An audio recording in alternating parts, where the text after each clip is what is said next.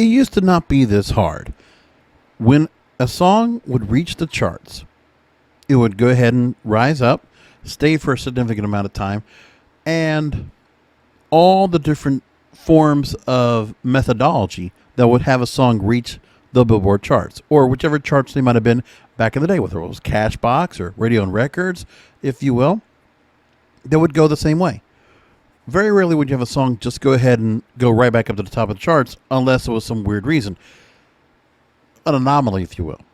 For instance, if a song came back to the charts because all of a sudden it was a song that got brought back up, and then all of a sudden the song returns to the charts, say like the song from Ghost, Unchained Melody, Righteous Brothers, or Bohemian Rhapsody by Queen because of Wayne's World, or, pick a song. And sometimes songs reach back up to the charts because TikTok has created a trend for it, and the song reaches back up to the charts once again. Just things like that happen. But I'm talking about new music here. The problem is that radio still gets such a large part of the methodology when it comes to the Billboard charts. And every country has their own chart. And they have a way of distinguishing sales, streaming, and other ways of watching, say, YouTube videos, and the views. All those different metrics can be put together. But radio is the one that continues to go ahead and have still some semblance of control over the charts because they're still given a certain piece of the pie into the equation. They're given a big piece of the equation. And because of that, the stations, the corporate end of radio stations, to make sure that certain artists make it to the top of the charts, it's solely because of what radio does to manipulate it. Because it is just a pure manipulation. That's what media base is. Media base is a very vague and duplicitous list on the charts, which really doesn't give you much information because their hits, what songs they put onto their charts, this is why new music radio is failing in all different sectors, except for country. Country still has a good lock on itself. Spanish music also has a good lock on itself where they still have songs that are more or less in time or in at least the same area, same ballpark as the charts. So when the songs are on the charts and they're their most popular because of the response of the audience, this is why it's most important. For the Billboard charts, the sales, the streaming, the viewing, and the radio airplay, the audience has no control over. None.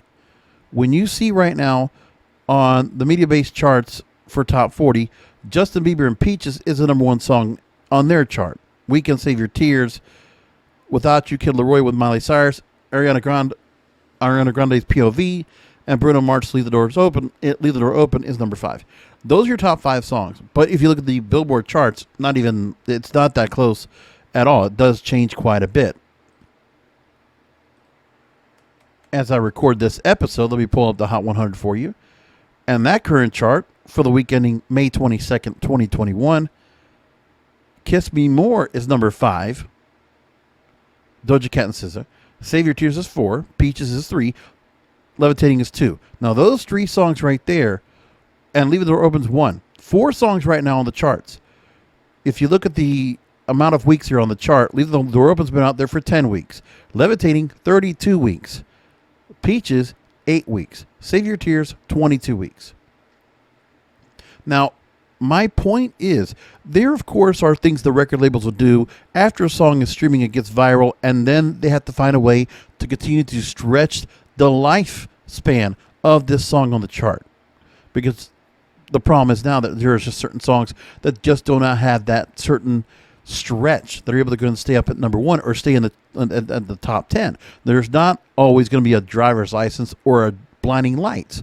Those songs don't come through all the time. Or an Old Town Road or a Despacito.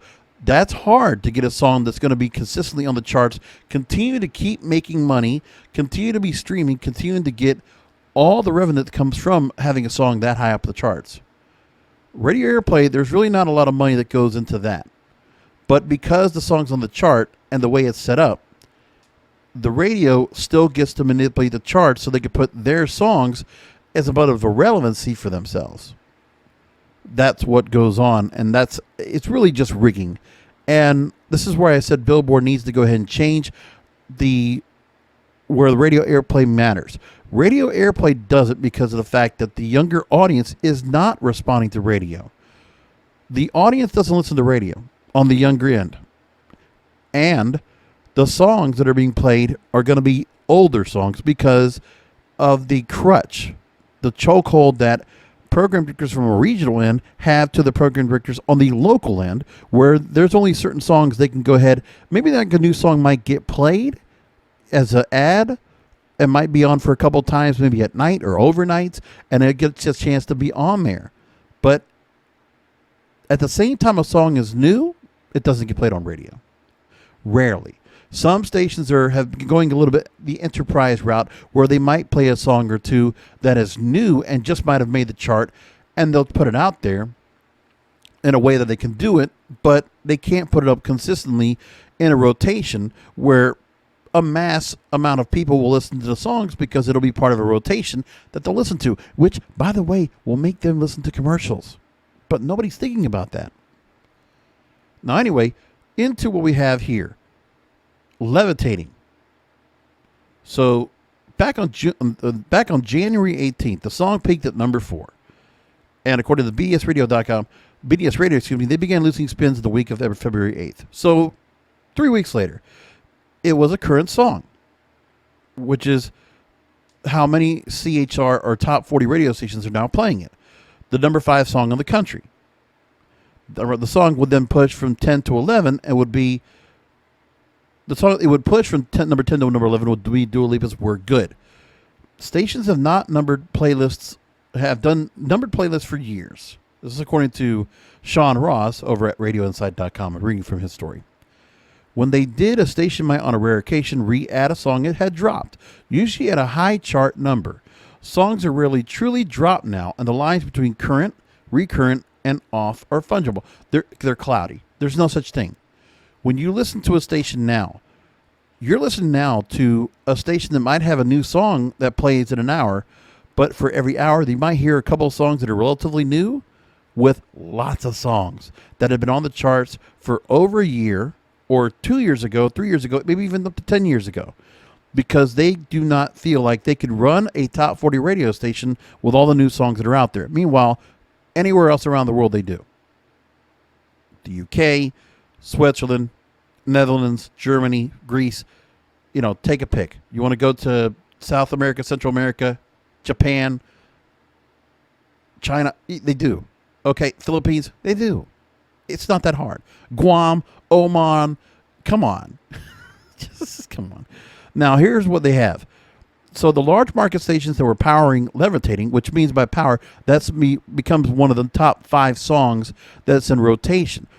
It's one of the 5 songs you will definitely hear that'll be played basically every 90 minutes on a radio station. So if you're listening in about every other hour, you're going to hear this song playing. Primarily. That's what they do. It might get played 100 to 120 times in a week. Now, mostly Cumulus, Entercom, which is now Odyssey, which was previously CBS and Infinity, or smaller owners, they were the ones that were powering and they were playing Levitating the most. Now Levitating is now one of the many stations playing it were somewhere playing between 60 and 75 times a week.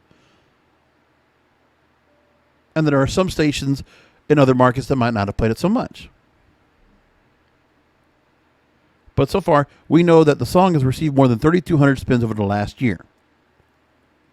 Now, some stations played it as early as late September, early October to get started on it, which is when the song first came out. And then as recently as 3 weeks ago, Sean Ross wrote that there's a chance of the song on Summer 2021 being an actual summer song, rather than a winter or spring holdover. So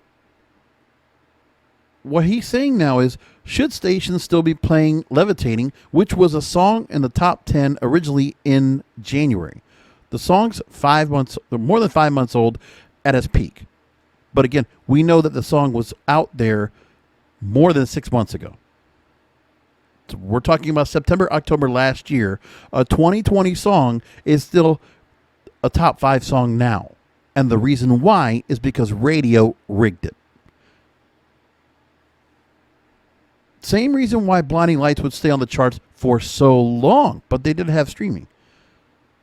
But then Save Your Tears in the same way. Weeknd, because he's such a big star, Blinding Lights was such a big hit to go ahead and bring up the follow-up song, Save Your Tears, and Ariana Grande gets on the remix. No doubt the song's going to get pushed up because radio then wants to push it because they pick and choose which big stars they want to push. Meanwhile, you have other stars that are on the charts. So Doja Cat might have given us one big hit on radio, which was Say So, but even that song didn't get the kind of push it could have had. SZA is not even an equation. She's a great artist, but Top 40 radio will never touch her, even though the song Good Days should have been a Top 40 hit. They are now responding to Masked Wolf, Astronaut in the Ocean, which the song is on the charts here 13 weeks, but Astronaut in the Ocean is a 2019 song and has been charting longer than 14 weeks overseas. I guarantee you they're not going to play J. Cole, any of his songs. No doubt about that. They will play Kid Laroi and Miley Cyrus because Miley Cyrus is now attached to the song. And I see that Montero, Call Me By Your Name, which was a number 1 song, didn't get that much play. Rare play. So it wasn't as big as it could have been. I don't think I saw any stations that pushed it up to be one of their top 5 songs in that station's market, or on a station in a big city. So there's a little bit of radio terminology, but I'll help to try to hit the charts, and listeners embracing it only when they're ready. There may have been nothing Top 40 could do in its weekend state in January, but the ratings show that the format doesn't work with 14 new songs that take 8 months to break either, because that's what's wrong. There's a new song that comes out, and radio sits on it. They don't play it. It's when they want to play it, when they think it's relevant. And then it's too late, because just like a TikTok dance challenge, it goes away after a while. You just don't come back to it later. Now, there was a time where a song might have been a number 1 song in the UK, and then it comes to the States, and then because of the time it took for the song to get over here, the song to be imported over, to be good enough to be in America, then we would get the song here, and then it would become a big hit. But that's not the excuse here. Spotify and all the streaming outlets are changing the game altogether. Now, there are always going to be certain things that the record companies will do to help continue to boost an artist. Say if they went to the Grammys and their Grammy appearance was big, or an appearance on Jimmy Fallon or Saturday Night Live or whatever that might be. And because of the fact that the Billboard charts do matter to some people, Spotify still has to care about it. So Levitating is in the today's top hits category, but a song that is roughly 8 months old. And when everybody else around the world has already stopped playing the song so much, it's not one of the current songs.